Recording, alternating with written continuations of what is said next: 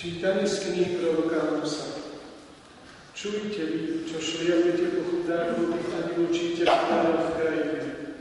Hovoríte, kedy prejde nov mesiac, aby sme mohli predávať obilie a sobota, aby sme mohli otvoriť cívky, zmenšovať mieru, zvyšovať cenu a používať falošné váhy, kupovať ubohých za peniaze a bedára za pár sandálov a predať aj smetých obilia. V ten deň, hovorí Pán Boh, dám slnko zapadnúť na poludnie a za jasného dňa zem zatemní. Vaše sviatky zmením na smútok a vaše piesne na nárek, všetky bedra oviniem brecolinou a každú hlavu poznačím plešinou. Spôsobím smútok ako za jediným synom a koniec bude ako trpký deň. Hľa, prídu dní, hovorí Pán, keď pošlem hlad na krajinu. Nie hlad po chlebe, ani smäd po vode, ale po slove Pánovi. Putovať budú od hora k moru, budú chodiť od severu až na východ, čo budú hľadať Pánovo slovo, ale nenajdú.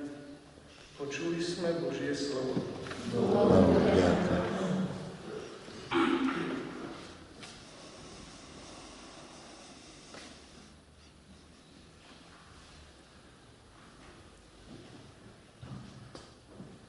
Nielen z chleba žije človek, ale z každého slova, ktoré vychádza z Božích úst.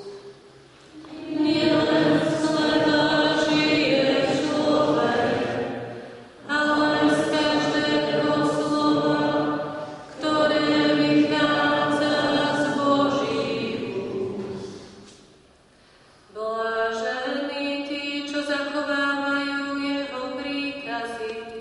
a celým srdcom ho vyhľadávajú.